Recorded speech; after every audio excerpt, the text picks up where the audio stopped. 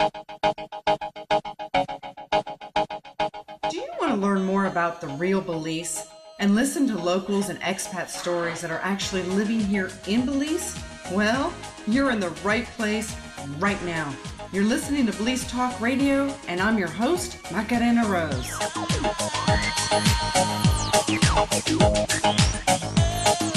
This is like really an appropriate sign that to remind us all that we live in a beautiful world.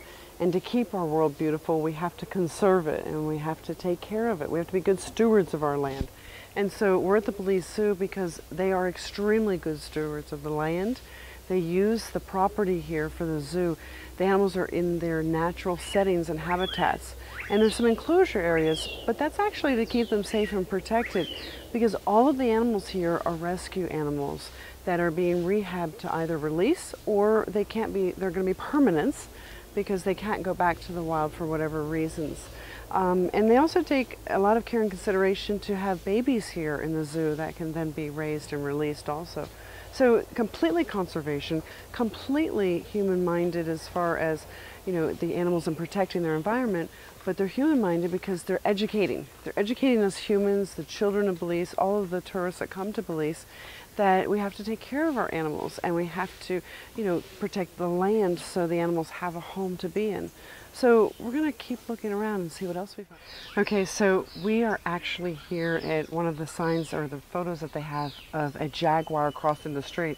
And almost 8 years ago, I was here with my children and I had moved here and the other children came to visit us. And Kiara and I were in the car with the kids and we stopped on the highway because all of a sudden there was a jaguar crossing the street in front of us and we couldn't even speak. It was hysterical because everyone was like, and I stopped the car and she got all the way on the other side and then she turned her head and like thanked us for like stopping, and she was pregnant. So this is what we call the wildlife corridor here, and we're going to hear more of that, I think, from Sharon Matola. And so it says, this isn't Photoshop, it's a jaguar for sure crossing into our wildlife corridor. And look at that, right across the Western Highway. Well, happy, beautiful, beautiful day to you. And we are live at the Belize Zoo today. And what show are we on? Well, this is Belize Talk Radio. And as always, we're talking about Belize. And as you know, we're really passionate about animals. We're passionate about children. Well, you know, what a better place to be than the Belize Zoo, which helps educate children about how to take care of the animals here in this country. And, you know, we actually are standing here in front of a tapir and with Sharon Matola, who is actually the whole founder and the reason that these animals have a home. So welcome, Sharon, to the show. Thank you. It's a joy to be part of the show, and thanks for the invitation. Absolutely. And so what are you feeding the tapir? Just a bit of sweet potato. It's Monday, and it's a nice little treat. And tapirs are important. They were an important reason why I developed the Belize Zoo into an education facility, because when I first came here and worked in documentary films, I had the misguided perception that the work I was doing was going to have an effect, an impact on people's awareness. But the truth of the matter is, the people who really needed to see the films, first of all, didn't have TVs. Second of all, those films were made here and sent to England, and then to, you know, the United States, where people comfortably sat on their couches, had a cold beer, and watched monkeys swinging in trees and tapirs ambling through the forest. So what happened was, the film project I was hired to do for just 3 months ended, and I was left here in Belize with a terms of reference to get rid of the animals, which anyone who takes care of animals knows that if a wild animal is tamed, you can't let them go. They're just used to people, and they're just kind of distorted. They don't belong back in the wild. So Belize didn't have a zoo at that time, and I thought, well, I'll just start a zoo, and that's how it began. You know, wait a minute. I mean, that's just like hysterical. I'll just start a zoo. I know. And that was back in the 80s. That was in the 80s. That was before the invention of the fax machine. We'd had no electricity. It was before the whole Western Highway was paved. It was really very, very backwoodsy then. To say that's an understatement. But I thought, I didn't know, you know, I really didn't know what I was doing. I just didn't want the animals to not have some, I don't know, option. started a zoo. I rode my bicycle 3 miles up to a bar called JB's. JB actually was there at that time, and I said, JB, if people get bored and they want something to do, send them down to Richard's place. It's a zoo now. And the surprising thing was that as hard as it was to get there, because the zoo is a half a mile off the road, dusty road, more and more Belizeans were making their way to this chicken wire facility, which was a disaster. I mean, and I couldn't understand it. I just didn't get it until, and really some weeks I'd have a huge amount of Belizean visitors, maybe 5. Oh. But I thought, well, as long as they're showing up, and you could not walk around that zoo without an escort because it was just too dangerous. Jaguars behind chicken wire wasn't exactly Wow, yeah, cool. I would think not. Something was always getting out. It was not safe, and it was not confidence building, and it would never be approved today. However, it was okay then. So anyway, I learned quickly that the Belizeans who came spread the word that there was a place now to go in Belize where they could see the animals of their country. Because really, if you walk in the jungle, and we're in and out of the rainforest all the time, and you don't see, you don't see the beautiful animals that are in there. They're there, but you don't see the jaguars, and you don't see the tapirs. And, the only experience I've ever had with these animals is being able to come here. So that makes a lot of sense. Of course, the coconut telegraph works well in this country. From one end to the other, people talk. Right. And so obviously the growth happened there, but the growth also happened internationally. People came to visit and they were talking, weren't they? Right. It was always a funky zoo. It was always a zoo where the animals were always friendly, and I think it was just so different from what people were used to. Certainly different for people here. I wisely went to the government, and when I saw the value of this place for local awareness, and I asked permission, I did all the right stuff, and then I wanted to start an established school program. I did that early on. And so early on we were getting children coming to the zoo, and I think, one of the most poignant things that's happened recently is a wonderful lady here, Janet Gibson, who is a marine biologist. She came here to the old zoo, the original zoo, with her 3-year-old daughter, Claire. And she sent me a picture of little Claire, 3 years old, and April, the tapir. Oh. And April wasn't even in an enclosure then. She just ambled around in the backyard, and she just was free. Everything was just kind of running around. Anyway, 3-year-old Claire and April, and then about 2 weeks ago, Claire shows up. She's 30 now. No, a year. She's a year. Anyway, she showed up with her boyfriend. They live in Bristol, England, and I have a picture of Claire with April. Now. Oh. So we're making a poster out of that, and I think it establishes the important role these animals play. I mean, people have grown up with them. Belizeans have grown up with them. Kids that were kids when, April's birthday was celebrated when she was 6, they bring their kids. And they've learned that tapirs are important to have in Belize. They're not dangerous. I was given the awful news when I first started the zoo that they were dangerous because they can skin you alive with their nose, and everybody believed that. So that was like the folklore tale. Yeah, huh? there were so many folklore tales, and that's what really opened my eyes to seeing the importance of having a place where you have animals where people can connect with, and just dispel these terrible myths that do nothing to support their future in the wild. If you're afraid of an animal, you don't want to be around it. You don't like it. Why do you want to save it? No. So we change perceptions here, and I think one thing we've done consistently over 30 years is that we're doing it right now with owls, harpy eagles, jaguars, of course, and the king vultures. Everything. These Lord. are just these are animals you need to love and be proud of, not fear, and be very, very strongly patriotic about their hours, and we don't want anyone to exploit ours. They are part of what makes Belize so special. And, it is absolutely phenomenal to me that you have animals in the Belize Zoo that are Belize animals. They're not, brought in from other places. They're not imported. They're from here. and they have a home because of you. And so how often do you get animals brought to you that need a home and become a rehab? It's so sporadic. We don't turn anything away. If it can be released, we release it.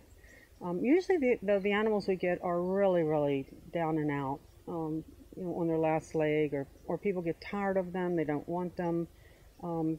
They forgot that they were a wild animal. They forgot that they take care. Or, so really, essentially, we have every animal we've received has been needing care on some level. Some we have bred here, fortunately. Yeah, you've had babies. I know. Like Junior. Junior buddy. I mean, that's impressive in the wild to have these. Because to me, this is the wild. We're going to take a short break, and when we come back, I want to ask you a question about all these improvements I see. Great. Welcome back, everybody, to Belize Talk Radio. And we're going to continue asking Sharon Matola some cool questions because there is like major improvements here at the zoo. And I know that it's a labor of love just to take care of the animals, to make sure the students and the tourists that get to come in and the locals to see the zoo, that it's a daily labor of love to feed them and tend to the animals. And much less, you've made major improvements here. Tell us about those improvements so we can let the world know. Well, it's an improvement that I am really happy and proud of. And it actually started from a radio show. I'm an announcer, a presenter on a local station. And I read about a paraplegic who was riding his bicycle all the way from Belmopan to Dangriga to raise awareness about the coral reef. So I invited him on the show, and he was a magnificent guy. I mean, just incredible. And I insisted that he come out to the zoo. So I got him out to the zoo, and it was a nightmare. We couldn't move around on the gravel pathways. That's when we had the, just deep. It was just awful. And he said, this is really an incredible place, and I have so many friends in wheelchairs, but we can't come here. Wow. And all of a sudden, I got this bing, I thought, what, that's not fair. And I started to think about how important it was for this place to be accessible, not just for fit, healthy people, but I found out there's a lot of people in this country who don't go anywhere.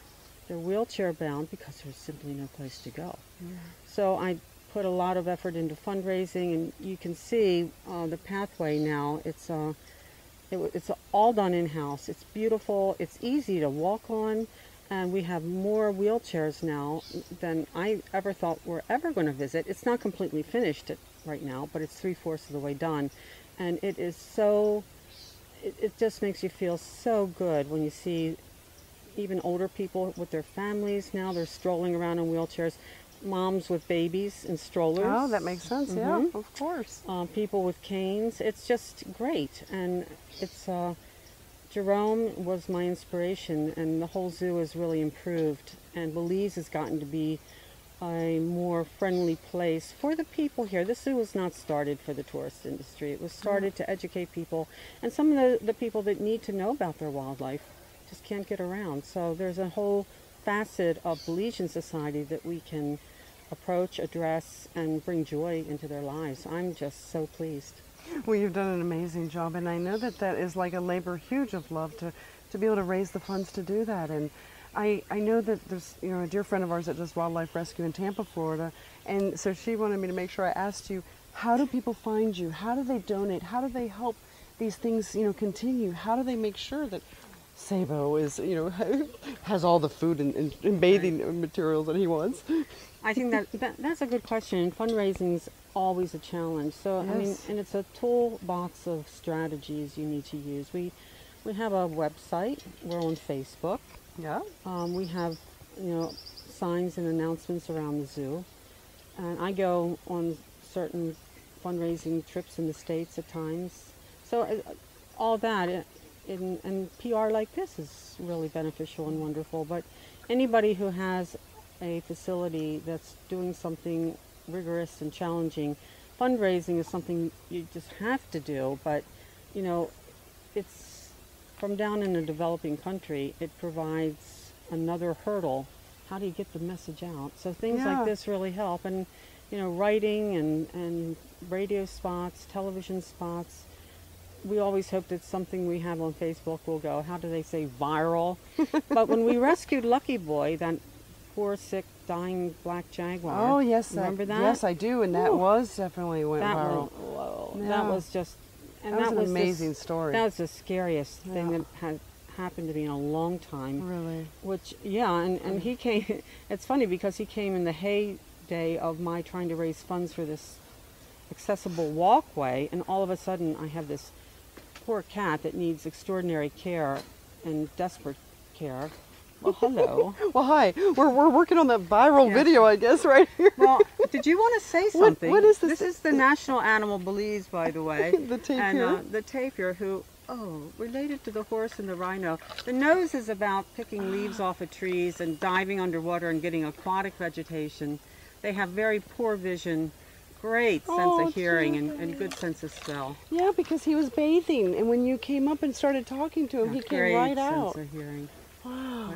And that's beautiful. But when you see an animal like this up close, how can you be afraid of them? You know, this is our national animal. It's got to be around 25 years from now. We have to make sure that these critters are with us still, and that's what the zoo is all about. And it makes a lot of sense that the children get to see them up close. Yep. You know, the howler monkeys, you get to hear them so often, but you don't always get to see them. And they fascinate me because they're not huge, and they have a huge belly. I know. It reminds me of like an infant. You know, they're tiny, but they have this big boom, and the howlers are the same. But in Sabo, I mean, I don't know where Scotty is right now. Scotty initiated me, as I found out. Quite a few people have been initiated by Scotty. Well, tapirs like to spray. But they spray backwards. Yes, they do. I did not know that. The thing is Good that to know. I've seen these animals, they do react to people and to visitors, and it seems as if you laugh, they realize they've gotten a reaction. And many of the animals and I laughed. I'm so sorry. They'll respond. You know, they say, I want to do this again. I got a reaction.